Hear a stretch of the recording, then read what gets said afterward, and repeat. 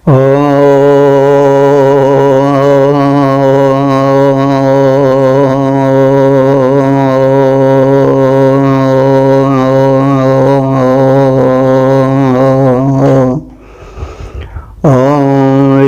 देव सवितर दुरितानि परासु यद्भद्रं तन्नयासु।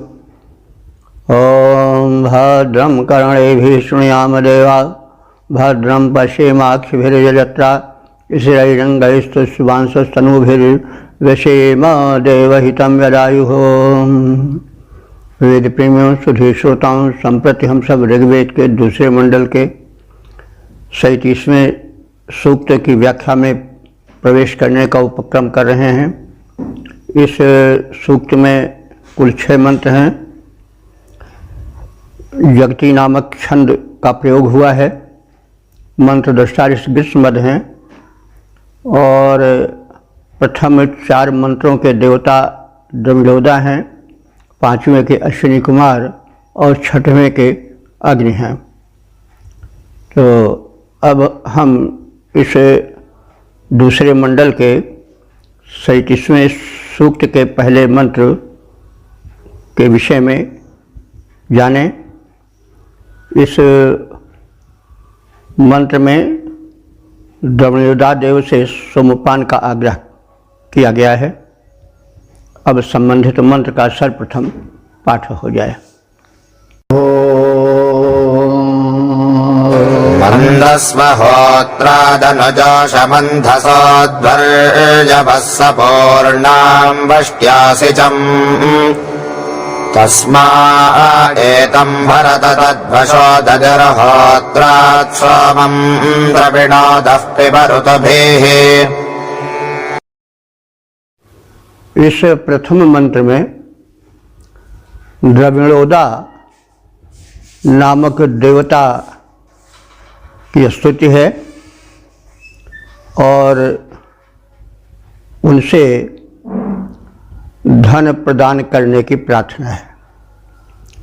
तो द्रविड़ोदा तो अधिक प्रचलित देवता नहीं है। द्रविड़ोदा का अर्थ होता है कि द्रविड़ माने धन और द्रविड़ोदा माने धन के प्रदायक। तो यूँ तो सभी देवता धन देते हैं, क्योंकि देवता का अर्थ ही होता है, देव का अर्थ ही होता है दानाद देवतनाद दीपनाद वा। तो जो दान दे, प्रकाशित करे और स्वयं प्रकाशित हो, तो वो तो है ही है, देवता तो सभी देते हैं। लेकिन द्रविड़ोदा, ये जो द्रविड़ोदा देवता हैं, ये विशेष रूप से धन प्रदायक हैं। विचार करने से प्रतीत होता है कि यही द्रविड़ोदा बाद के धनेश या पौराणिक कुबेर के रूप में प्रसिद्धि पाए हों। यूँ तो देवता सभी धनी होते हैं, लेकिन फिर भी जो धन कुबेर हैं वो अध्यक्ष हैं या कोषाध्यक्ष हैं देवों के। तो हो सकता है कि इन्हीं द्रविड़ोदा देवता का विकास क्रम में धनेश कुबेर के रूप में विकास हुआ हो। तो इस मंत्र में अध्वर्यों से, अध्वर्य जो यज्ञ के नेतृत्व करने वाले, संचालन करने वाले देवता होते हैं, उन्हें अध्वर्य कहते हैं। तो अध्वर्यों से अनुरोध है कि वे धन प्रदायक देवता द्रविड़ोदा की प्रार्थना करें और द्रविड़ोदा देवता से अनुरोध है कि वे द्रविड़ अर्थात धन हमें निरंतर प्रदान करते रहें, क्योंकि धन जीवन के लिए आवश्यक है। न बंधु मध्य धनहीन जीवनम वरम वरम सिंह गजेंद्र सेवितम। न बंधु मध्य धनहीन जीवनम। भयंकर वन में जहाँ भयानक सिंह व्याघ्र रहे हो रहना अच्छा है, लेकिन पड़ोस में भाई बिरादरियों के बीच में गरीब की जिंदगी ठीक नहीं है। तुलसीदास जी ने भी कहा है कि नहीं दरिद्र सम दुख जग माही। तो मनुष्य को समृद्ध होना चाहिए, क्योंकि जिस वृक्ष में स्वयं छाया नहीं हो क्या छाया देगा दूसरे को। तो धन वो है जो धन्य कर दे। धन की अनेक कोटियां हैं, हम इस विषय में चर्चा करते आ रहे हैं। विद्या धन, स्वास्थ्य धन, बुद्धि धन, बल विवेक धन, सब धन ही हैं। केवल सिक्के के रूप में प्रचलित धन ही धन नहीं है। अन्न धन, गोधन, गजधन, बाजधन सब धन है। तो धन व्यापकत्व से देखना चाहिए, क्योंकि धन के बिना जीवन वैसे ही है जैसे जलहीन बादल। तो इसीलिए वेदों में धन की याचना की गई है, क्योंकि धन ही धन्य करता है। तो ये द्रविणोदा देवता एक विशिष्ट देवता हैं, जो कि धन से विशेष संबंध रखते हैं।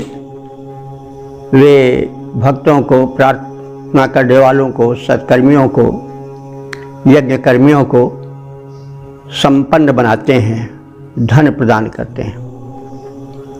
तो द्रविणोदा देवता से प्रार्थना की जा रही है कि द्रविणोदा, हे धन के प्रदायक देवता, होत्राद, होता के द्वारा प्रदत्त, होता जो यज्ञ में आहुति प्रदान करता है देवताओं को, एक पुरोधा है, पुरोहित है, यज्ञ का एक मुख्य अंग है। तो प्रार्थना की जा रही है, अनुरोध किया जा रहा है द्रविणोदा देवता से कि हे धनप्रद देवता, आप अंधसः अनुजोषम, अंधस कहते हैं अन्न को, लेकिन यह सोम के लिए प्रयुक्त होता है, क्योंकि देवताओं का मुख्य आहार सोम रस है। अंधसा का सीधे अर्थ तो होता है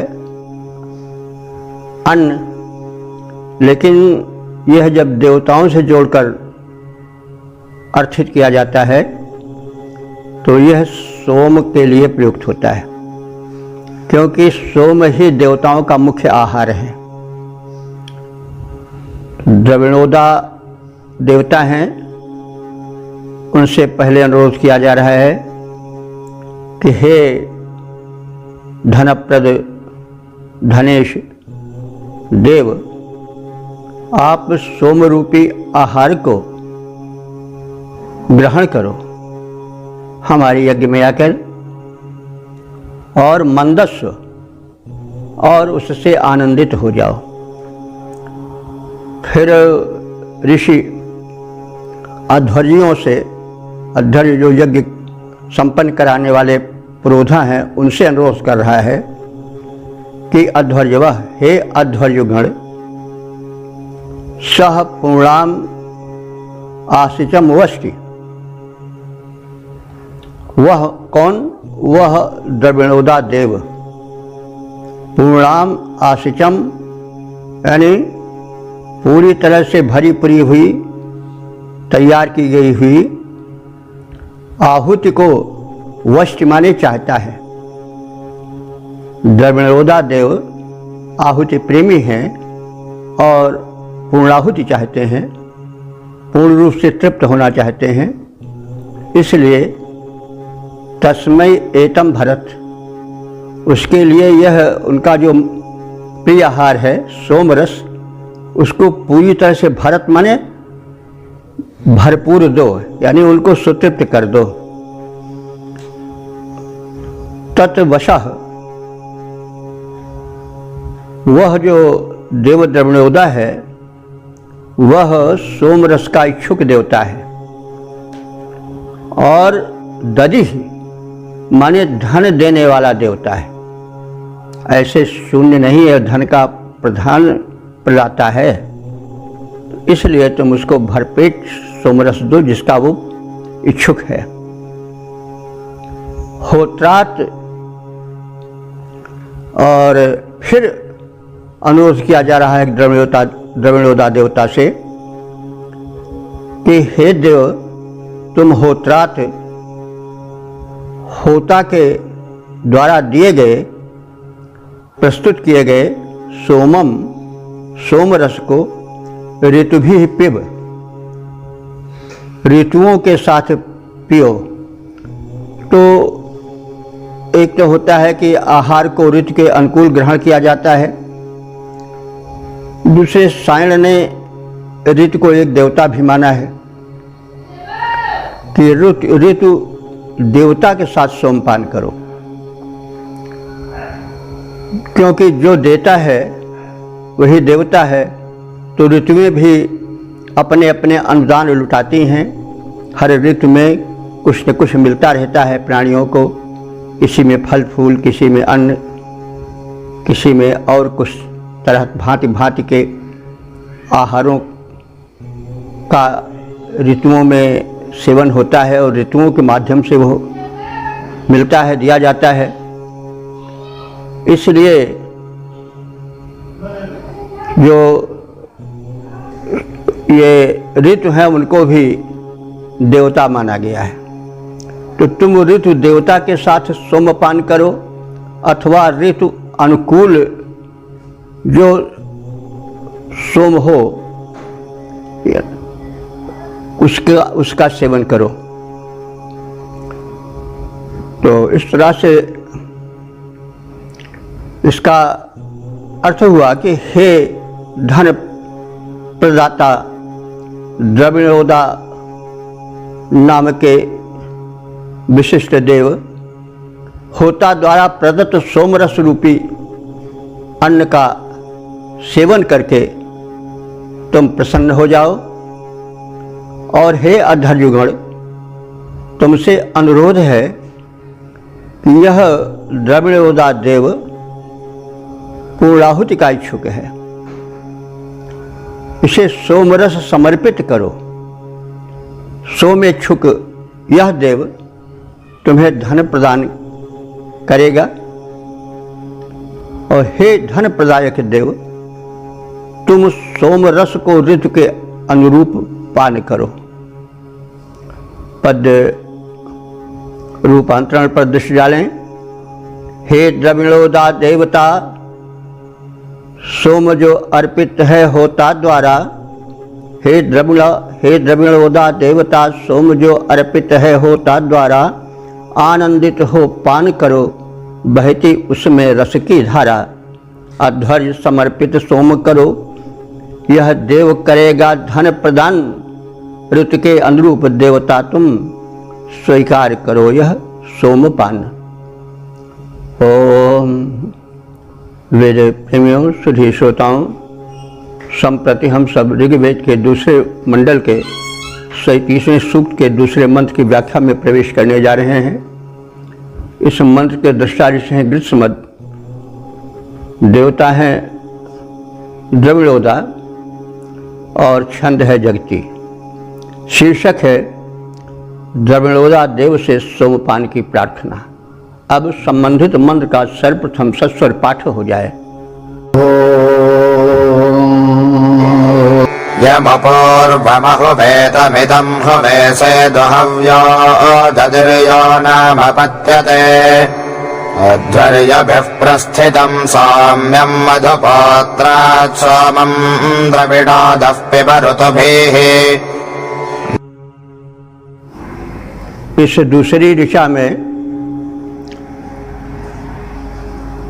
द्रविणोदा देवता से अनुरोध किया गया है कि वे हमारी प्रार्थना पर पुनः ध्यान दें और सोमपान करें, हमें सुख सौख्य प्रदान करें क्योंकि वे उदार हैं। तो यम पूर्वम आह्वे, जिन द्रविणता देवता को हमने पहले प्रार्थना पूर्वक बुलाया था, इदम तम हुए, अब उसी देवता को पुनः प्रार्थना पूर्वक हुए माने आवाहित करता हूँ। यह नाम दधिः, जो नाम माने निश्चय रूप से ही, दधिः माने धन को प्रदान करने वाला है, यानी वो धन प्रदान में किसी प्रकार से कोई कृपणता नहीं दिखाता है। वह उदारता पूर्वक पर्याप्त धन देता है। स इत हव्यः, वही द्रविणोदा देवता यहाँ आवाहन करने योग्य है, क्योंकि वह यथेष्ट धन उदारता पूर्वक देता है। और वो कैसा है? पत्यते, रक्षा करने वाला है। तो उस पत्यते रक्षक देव के लिए अध्वर्य भी मधु सौम्यम प्रस्थितम, अध्वर्यों के द्वारा मधुर सोमरस तैयार किया गया है। अध्वर्य भी अध्वर्यों के द्वारा मधु सौम्यम प्रस्थितम, मधुर सोमरस शोधित किया गया है। द्रविणोदः, हे धन प्रदायक द्रविणोदा देवता, पोत्रात सोमम ऋतुभिः पिब, पवित्र भावना से दिए जाने वाले, प्रस्तुत किए जाने वाले इस सोम रस का ऋतु देवता के साथ अथवा ऋतु के अनुकूल पान करो। जिस द्रविणोदा देव को पहले बुलाया गया था, अब इस मंत्र में भी उन्हीं का सादर आवाहन किया जा रहा है। उनसे प्रार्थना करता हूँ कि वे देव जो निश्चय पूर्वक भक्तों को, उपासकों को धन देने वाले हैं, वो निश्चय ही प्रार्थनीय है, क्योंकि जो देता है वही प्रार्थनीय होता है, जो लेता है वह प्रार्थनीय कदापि नहीं हो सकता है। इसलिए दाता को श्रेष्ठ माना गया है, क्योंकि देने वाले का हाथ ऊपर होता है और लेने वाले का हाथ नीचे होता है। देने वाला जो है वह प्रधान है, वह महान है। इसी संदर्भ में कहा जा रहा है कि वह द्रविणोदा देवता जो है वह धन प्रदायक है और उसे ऋतु के अनुकूल सोमरस प्रदान करो। जिस द्रविणोदा देवता को प्रथम मंत्र में आवाहित किया गया था, उसी देव प्रवर को बुलाने के लिए मैं फिर आग्रह करता हूँ। द्रविणोदा देवता निसंदेह भक्तों को यथेष्ट धन प्रदान करते हैं, अस्त वे प्रार्थनीय हैं। इन रक्षक देव के निमित्त अध्वर्यों द्वारा मधुर सोमरस तैयार किया गया है। हे द्रविणोदा देव, पवित्र यज्ञ में ऋतु अनुरूप सोमपान करो। पद्य रूप पात्रण देखें। जो आवाहित थे पूर्व उन्हीं का आवाहन अब करता हूँ। यज्ञों के प्रति उदार धन दाता ध्यान आज भी धरता हूँ। इनके निमित्त अध्वर्य गण किए सोम मधुर जो हैं तैयार, ऋतु के अनुरूप उसे पीने आ जाएं द्रविणोदा उदार, आ जाएं द्रविणोदा उदार। ओम वेद प्रेमियों, सुधी श्रोताओं, संप्रति हम सब ऋग्वेद के दूसरे मंडल के 37वें सूक्त के तीसरे मंत्र की व्याख्या में प्रवेश करने जा रहे हैं। मंत्र दृष्टा ग्रीष्मद, देवता द्रविणोदा और छंद जगती है। शीर्षक है द्रविणोदा देवता शीघ्र ही अश्वों द्वारा यज्ञ भूमि पर आएं और सोमपान करें। अब संबंधित मंत्र का सर्वप्रथम सस्वर पाठ हो जाए। नेत्यन्तु ते वह्नजोजेभिरीजसेरिषण्यन्वीडयस्वा वनस्पते आजोजा धृष्टा अभिगोर्यात्वन्नेष्ट्रात् सोमं द्रविणोदः पिबऋतुभिः। इस तीसरे मंत्र में द्रविणोदा देवता से यज्ञ में आने का अनुरोध है। इसके पहले कि वे आवें, पहले अपने अश्वों को चारा देकर के सुतृप्त कर लें। तो ये संदेश है कि हम अपने वाहन को सुतृप्त रखें, तब फिर कहीं आगे प्रस्थान करें। तो इस प्रकार से द्रविणोदा देवता का सोमपानार्थ यज्ञ भूमि में आने का अनुरोध है। और ये सोमम ऋतु भी पिब, सोम को ऋतु के अनुसार अथवा ऋतु देवता के साथ पान करो, इसको बार बार दोहराया जा रहा है। इसका एक अर्थ आशय विशिष्ट है, क्योंकि किसी चीज़ को जब दोहराया जाता है तो उस बात पर विशेष ध्यान देने की आवश्यकता का आभास होता है। किसी चीज़ को रिपीट करना, उसकी पुनरावृत्ति करना कथन की, वो उस पर विशेष ध्यान देने के लिए होता है। तो द्रविणोदा, हे धन प्रदायक द्रविणोदा नाम के देव, यही यशे, यही माने जिनके द्वारा, यशे माने आते हो, यानी जिन घोड़ों के द्वारा तुम आते जाते हो यज्ञों में, तो ते में द्यंतु, वे तुम्हारे घोड़े प्रथम सुतृप्त हो जाएं, वे पहले तुम्हारे द्वारा चारा देकर के अच्छी तरह से निवृत्त कर दिए जाएं, ताकि संकेत है कि फिर भूखे जानवर या भूखे वाहन को तैयार भी नहीं करना चाहिए, उसको जोतना भी चाहिए, क्योंकि वो शिष्टाचार के या व्यवहार के प्रतिकूल है। दूसरे ये है कि जब अश्वादी वाहन सुतृप्त रहेंगे तभी वो तीव्रता से आ भी सकेंगे। तो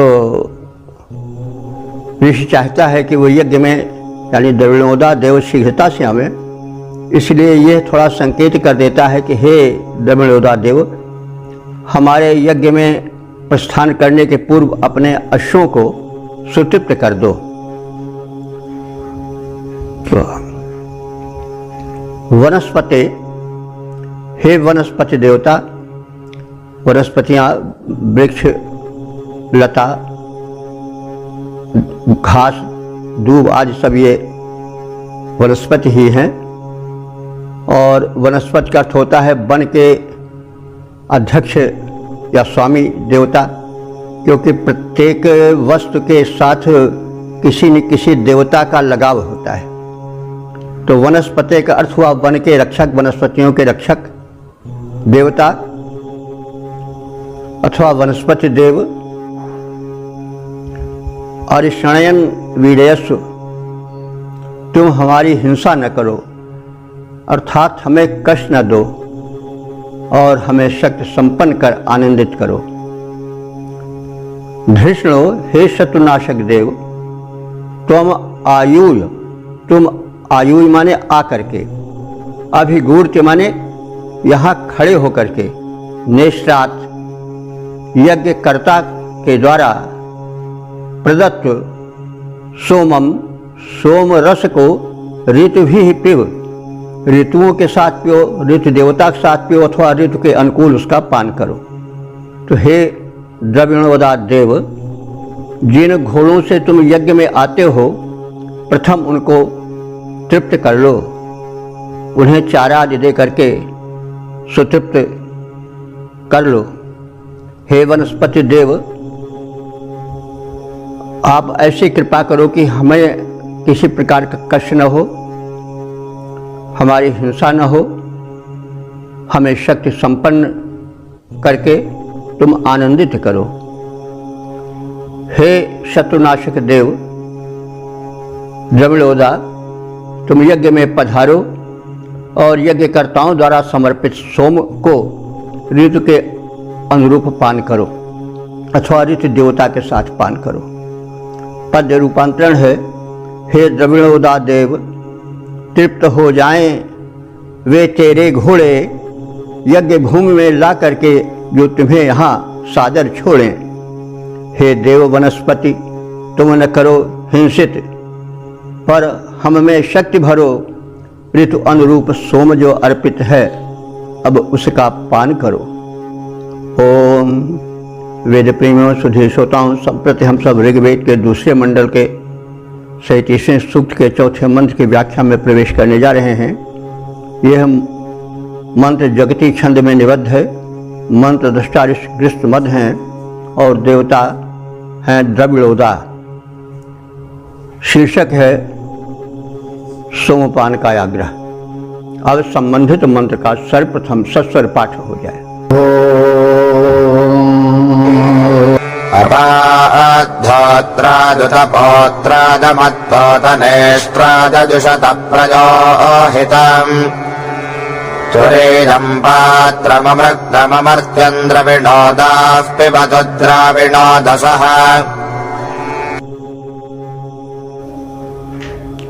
इस चौथे मंत्र में द्रविणोदा देवता से भरपेट सोमपान करने का आग्रह है।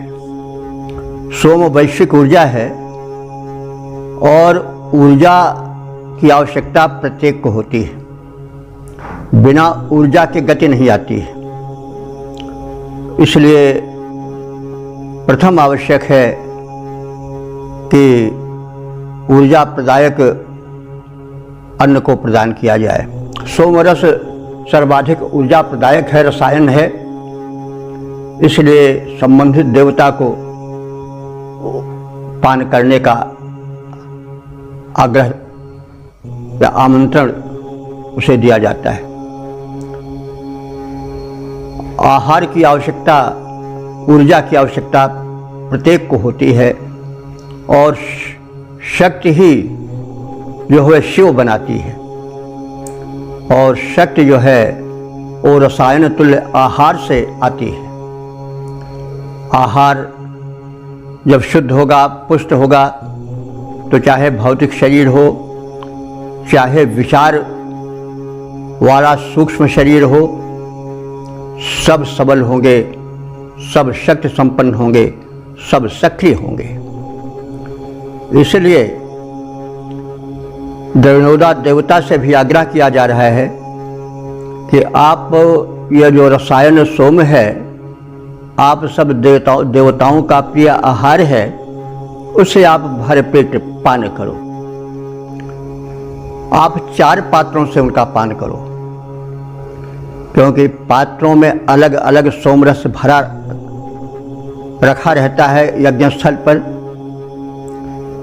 तो एक पात्र से पान हुआ, दूसरे से हुआ, तीसरे से हुआ, तो तृप्ति तो लगातार होती जाती है। लेकिन जैसे कोई अपने मेहमान से बार बार कहे कि आप थोड़ा और ले लें, वही आग्रह इस मंत्र में दिखाई पड़ रहा है कि 3 पात्रों में रखे सोम को पान करने के पश्चात द्रविणोदा देव से पुनः अनुरोध है कि चौथे पात्र से भी सोमपान करें, ताकि वे सुतृप्त हों और हम पर अपनी कृपा दृष्टि और कृपा वृष्टि करें। तो इस प्रकार से द्रविणोदा, हे धन के प्रदायक देव, हितम प्रयः, हितकारक इस सोम रस रूपी देव आहार को आप प्रथम होत्रात अपात, होत्र नाम के पात्र से पान करो। उत माने और, पोत्रात अमत, पोत्र नाम के पात्र से पान कर सोमरस का आनंदित हो जाओ। पुनः नेष्ट्रात अजुषत, नेष्ट्र नाम के पात्र से सोम का अजुषत माने सेवन करो। द्रविणोदास, हे धनदाता द्रविणोदा देव, अमृतम अमर्त्यम तुरीयम पात्रम, लेकिन इसके बाद भी आग्रह है कि आप चौथे पात्र से भी सोमरस ग्रहण करो। वो सोमरस का पात्र और सोमरस कैसा है? अमृतम अभृतम, वो अच्छी तरह से सोमरस छाना गया है, पात्र भी अच्छी तरह से मार्जित किया गया है, चमकाया गया है, और वो अमृतम, उसमें भरा हुआ जो सोमरस है वो अमृत तुल्य है, पुष्टि प्रदायक है।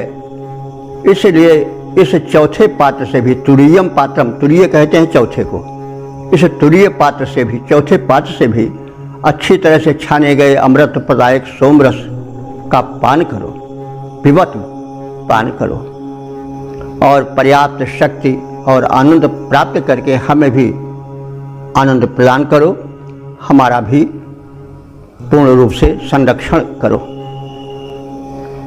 तो जो धन प्रदाता देव प्रथम होत्र से पान किए हैं, होत्र नाम के पात्र से, पुनः पोत्र नाम के पात्र से, फिर नेष्ट्र नाम के पात्र से सोमरस का सेवन कर चुके हैं और आनंदित हो चुके हैं, वे अभी थोड़ा और एक चौथे पात्र से भी शोधित सोमरस का पान करें, क्योंकि यह सोमरस अमृत प्रदायक है, शक्ति प्रदायक है, सौम्य है। इसलिए पुनः पुनः आप हमारे द्वारा अनुरोधित होकर, हमारे द्वारा प्रार्थित होकर के इस शक्तिप्रद रसायन सोम का पान करते जाओ। पद रूपांतरण देखें। द्रविणोदा देवता सोम का भांति भांति से पान किए, द्रविणोदा देवता सोम का भांति भांति से पान किए, इस प्रकार से प्राप्त शक्तियाँ सुख भी प्राप्त महान किए। 3 पात्र से पीकर वे आनंद शक्ति दोनों पाए, 3 पात्र से पी करके आनंद शक्ति दोनों पाए, पिए पात्र चौथे के द्वारा सोम रसायन मन भाए। ओम वेद प्रेमियों, सुधी श्रोताओं, संप्रति हम सब ऋग्वेद के दूसरे मंडल के 37वें सूक्त के 5वें मंत्र की व्याख्या में प्रवेश करने जा रहे हैं। मंत्र दृष्टा ऋषि हैं गृहसमद, देवता अश्विनी कुमार और छंद जगती है। शीर्षक है कि अश्विनी कुमारों से सोमपान का आग्रह। अर्वाञ्च मध्ययञ्जं प्रवाहणं रथञ्जातामिह वां विमोचनम् रङ्गं हवेंषि मधुनाहिकं गतमथा सोमं विबतं वाजिनीवसो।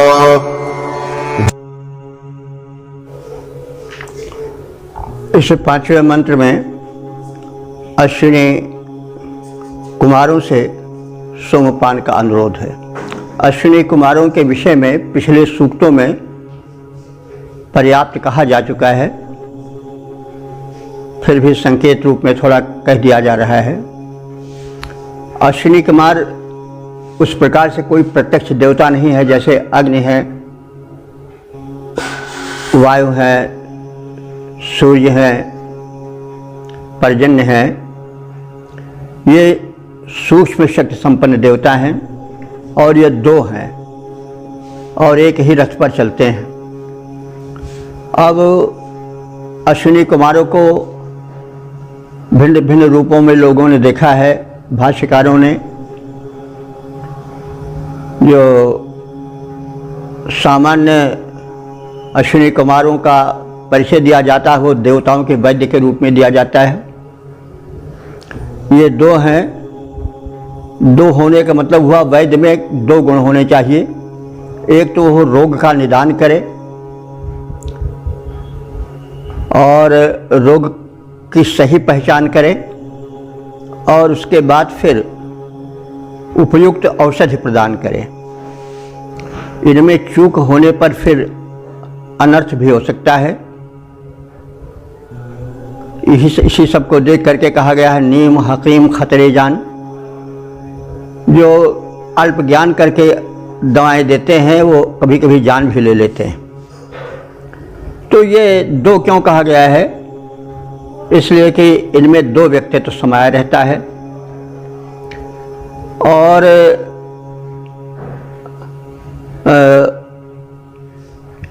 ये जो आर्य समाज के कुछ भाष्यकार हैं उन्होंने शरीर में नासिका है, नासिका में दो छिद्र होते हैं, तो इनको अश्विनी कुमार माना है कि इनसे वायु आती है और जाती है। ये प्राणवायु के ग्रहण करने वाले हैं और जो दूषित वायु होती है उसको निकालने वाले हैं। ऑक्सीजन लेते हैं और कार्बन डाइऑक्साइड छोड़ देते हैं। तो इनसे आरोग्य का बड़ा संबंध है। नासिका से आने जाने वाले वायु से जीवन जुड़ा है और इनसे स्वर विज्ञान भी छिपा हुआ है। एक नासिका पुट जो है बायां, यह चंद्र स्वर का द्योतक है और दाहिना सूर्य स्वर का। शरीर में दो मुख्य तत्व हैं। एक चंद्र तत्व है, चंद्र माने शीतलता तत्व है, और दूसरा उष्ण तत्व है। दोनों में जब ताप या उनकी मात्रा अधिक हो जाती है तो शरीर में स्वास्थ्य पर प्रहार होता है। तो चंद्र स्वर शरीर में जो सूर्य स्वर है यानी जो उष्णता है, आवश्यकता दोनों की है, लेकिन उष्णता अधिक बढ़ जाती है तो ज्वर का रूप धारण कर लेती है या और विकार बन जाती है, तो उसको दबाता है जो है वह चंद्र स्वर। तो और जो शीत वाला कफ वाला अंश है उसको दबाता है सूर्य, मतलब दाएं नासिका वाला स्वर जो उससे वायु निकलती है या जाती है। तो यह स्वर विज्ञान एक बहुत बड़ा विज्ञान है। इसके लिए अलग पुस्तकें हमारे साहित्य में उपलब्ध हैं। तो बहरहाल ये है संक्षिप्त परिचय हुआ अश्विनी कुमारों का। और ज़्यादा लोग जानना चाहें हमारे श्रोता बंधु तो वे पिछले एपिसोड को देख सकते हैं और विशिष्ट ज्ञान उनसे प्राप्त कर सकते हैं, चिंतन मनन कर सकते हैं। तो यहाँ पर अश्विनी कुमारों की प्रार्थना है। वे स्वास्थ्य के देवता हैं, क्योंकि स्वास्थ्य ही सबसे बड़ा धन है, हेल्थ इज वेल्थ। तो स्वास्थ्य के नियमन करने वाले देव अनुकूल रहेंगे तभी जीवन यात्रा सकुशल और सक्षम रूप से संपन्न हो सकेगी। ये राष्ट्र नायक हैं। स्वस्थ शरीर या स्वस्थ राष्ट्र ही समुन्नत राष्ट्र हो या समुन्नत शरीर है हो सकता है। तो ऐसे इन अश्विनी कुमारों को यज्ञ में आवाहित किया जा रहा है और उनसे शीघ्र आने की प्रार्थना की जा रही है और सोमपान का आग्रह किया जा रहा है। वाजनी वसु वाजिनी वसु मने बल और अन्न के प्रदायक। वाज माने होता है अन्न भी और बाज माने बल भी होता है। तो वाजिनी वसु का अर्थ हुआ कि हे अश्विनी कुमारो, तुम बल के प्रदायक हो, अन्न के प्रदायक हो, क्योंकि जब बल रहेगा तभी शरीर में सामर्थ्य रहेगी, सामर्थ्य का प्रसार होगा और अन्न का भी पाचन तभी होगा जब शरीर में पर्याप्त बल रहेगा और फिर उस अन्न के पाचन से बल संवर्धन होगा। तो इस प्रकार से ये जो अश्विनी कुमार हैं वो वाजिनी वसु हैं, यानी पर्याप्त मात्रा में शक्ति और अन्न के आश्रयदाता हैं, प्रदायक हैं। ऐसे अश्विनी कुमारों, अद्य माने आज, यय्यम, यय्यम कहते हैं वेग से चलने वाले, निर्वाहनम, निर्वाहनम वाहन कहते हैं सवारी को, निर् कहते हैं नेता को। तुम नेता रूप हो। नेता रूप का मतलब हुआ तुम नेतृत्व गुणों से संपन्न हो, इसलिए अपने वाहन से तुम आने जाने वाले हो और नेतृत्व प्रदायक है अश्विनी कुमारों, तुम हमारे यज्ञ में आओ। और तुम्हारे जो अश्व हैं वो वाम विमोचनम, तुमको इस यज्ञ में लाकर छोड़ देने वाले हैं, यानी वे तुम्हें इस यज्ञ में लाने वाले हैं। रथम और वामचा युजाथाम, इसलिए तुम उन अपने पुष्ट घोड़ों को रथ में, अर्वाचम माने हमारे सामने आने के लिए, यानी हमारे यज्ञ में पधारने के लिए, युजाथाम माने जोड़ो, जोतो, और आगतम आ जाओ। हवीम, हवींश, हवींश माने हव्यान्नों को मधुना प्रिंक्त, माधुर्य से भर दो, यानी आप आओगे तो हमारे हव्यान्न में एक माधुर्य और बढ़ जाएगा, हमारी हवियों में मिठास भरने के लिए तुम आओ। और सोमम पिबत, तुम दोनों सोम का पान करो। तो हे आश्रयदाता अश्विनी कुमारों, तुम जैसे राष्ट्रनायक को गंतव्य तक पहुंचाने वाले,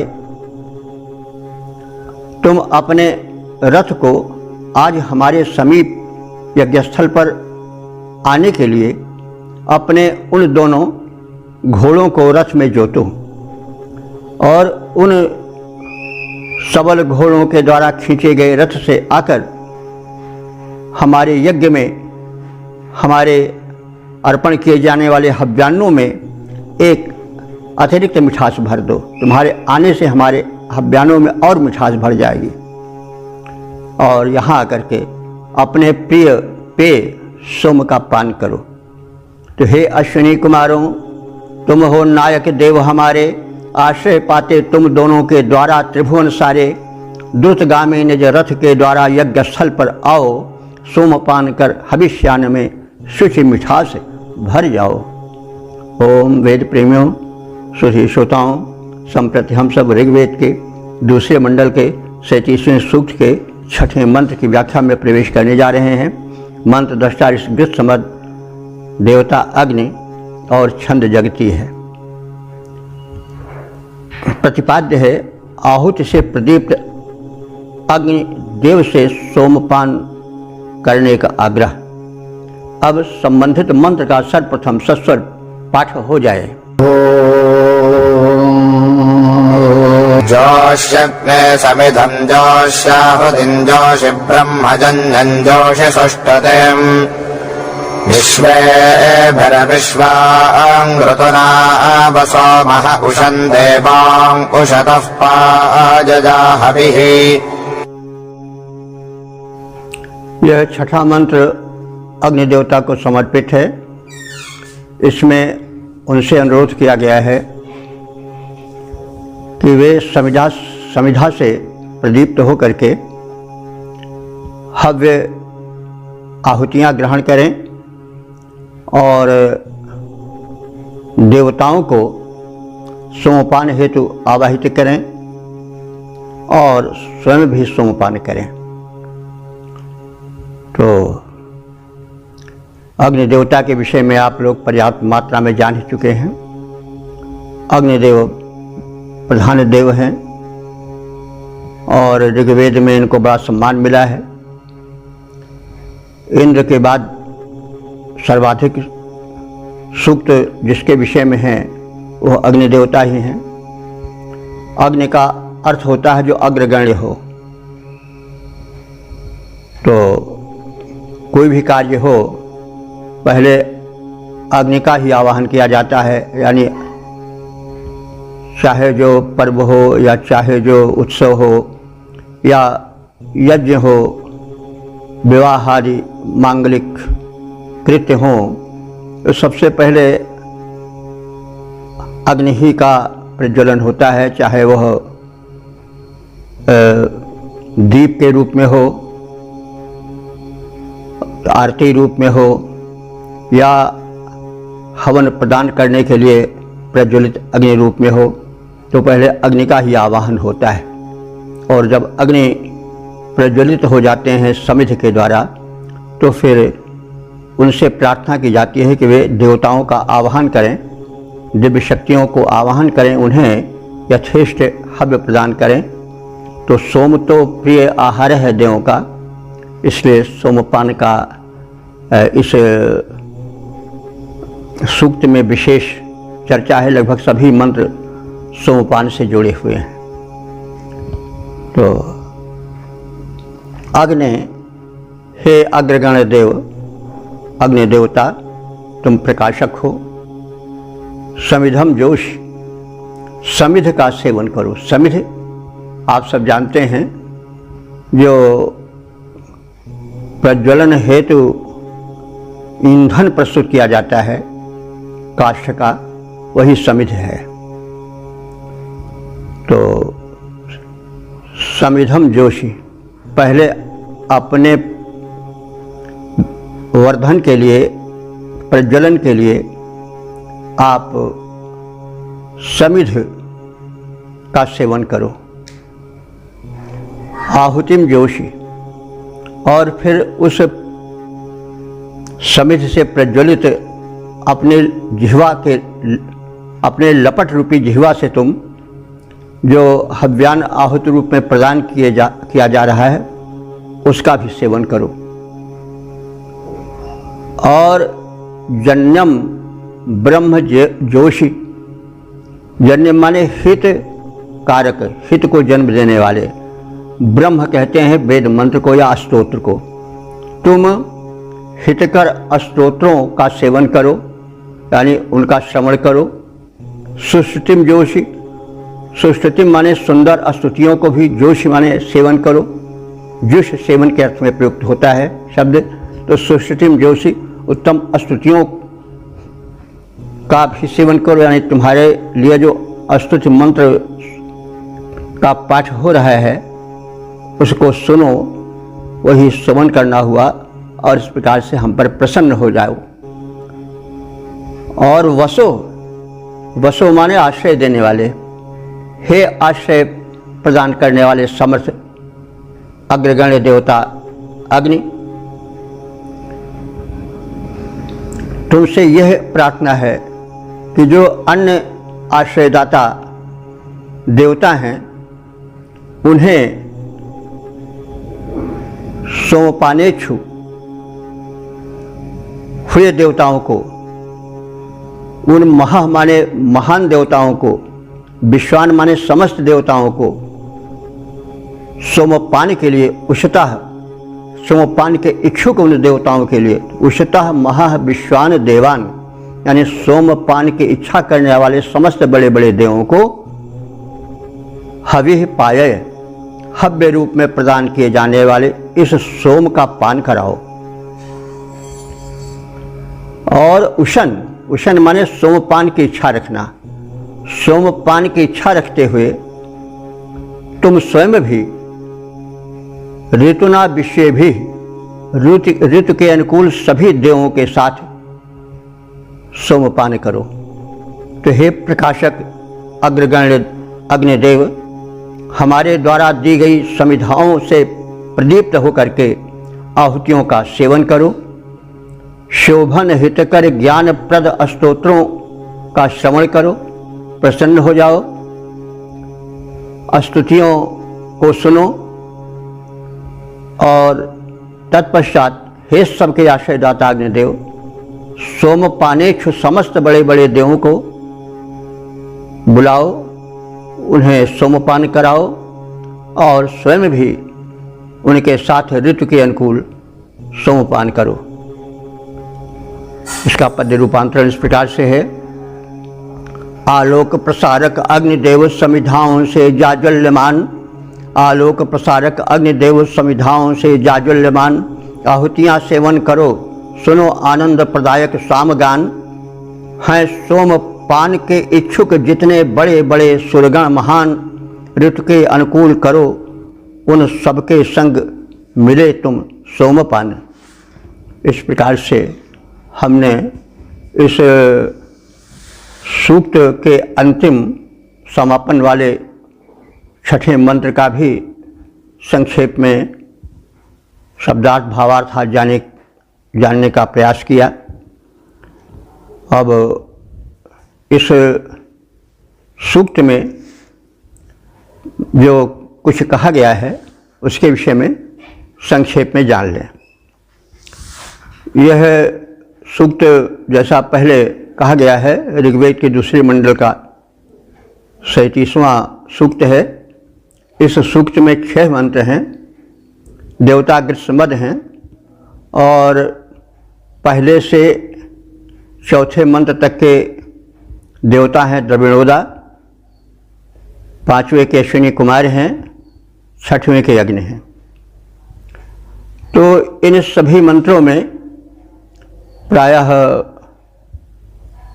उन संबंधित देवों की स्तुति की गई है, उनकी शक्ति का परिचय कराया गया है और उनसे ऋतु के अनुकूल अथवा ऋतु देवता के साथ सोमपान करने का आग्रह है। और सभी मंत्रों में सोमपान के आग्रह के साथ साथ अपने अभीष्ट पूर्ति की प्रार्थना है। धन धान्य से स्वास्थ्य से संपन्न होने की स्तुति है और इस प्रकार से आहुति प्रदान करने का वृत्तांत आया है। जीवन यज्ञशील हो, पर्यावरण शोधन हेतु यज्ञ कर्म निरंतर चलता रहे, दिव्य शक्तियों का आवाहन हो, अग्नि देवता का प्रज्वलन हो और आहुतियों के माध्यम से लोक कल्याण की कामना हो, दिव्य शक्तियों की प्रार्थनाएं हों, उनके आगे नतमस्तक हुआ जाए और अपने हेतु धन धान्य सुत और संपत्ति समृद्धि की कामना की जाए और विनत भाव से समर्पित भाव से उनके शरण में जाया जाए, उनसे शक्ति मांगी जाए। तो इस सूक्त में भी लगभग यही सब बातें कही गई हैं और जैसा ऋचा का अर्थ ही होता है जिसमें देवताओं का यशोगान हो, गुणगान हो, वही ऋचा है। ऋग्वेद के मंत्रों को ऋचा कहा जाता है और ऋचा का अर्थ है ऋच्यते अस्तूयते अनया इति ऋचा। जिस मंत्र के द्वारा देवताओं की स्तुति की जाए वह ऋचा है। तो ऋचा तो वैसे सभी मंत्रों के लिए भी सामान्य रूप से कहा जा सकता है, प्रयोग होता भी है जहाँ तहाँ, लेकिन ऋचा वैसे ऋग्वेद के मंत्रों से लिए विशेष जुड़ा है क्योंकि ऋच से ऋक, ऋक से ऋग, वेद तो ही ऋचाओं का वेद ही ऋग्वेद है। तो इस प्रकार से हमने वेद विषयक और इस सूक्त विषयक 6 मंत्रों के विषय में संक्षिप्त ज्ञान प्राप्त किया और आप सब श्रोताओं से अनुरोध है कि वेद के मंत्रों का मनन करें। हमने थोड़ा जो कुछ कहा है उसको ग्रहण कर और चिंतन मनन करके उसके प्रचार प्रसार की योजना बनावें, क्योंकि ऋग्वेद ज्ञान प्राप्ति का श्रेष्ठ संचालन का वह मंत्रों का सिद्धांतों का समूह है जिसके पालन करने से विश्व बंधुत्व, लोक कल्याण और सुख सौख्य का भंडार प्राप्त हो सकता है, विश्व शांति स्थापित हो सकती है, विश्व मैत्री स्थापित हो सकती है। पारस्परिक संबंधों में जो कटुताएं हैं, चाहे व्यक्तिगत जीवन की हों, चाहे समाजगत जीवन की हों, चाहे राष्ट्रगत जीवन की हों, जो कटुताओं से भरा हुआ जीवन है वह ऋग्वेद के सिद्धांतों को, मंत्रों को सुनने से, उच्चारण से और उन पर चिंतन मनन करने से एक आत्मबल जागृत होगा।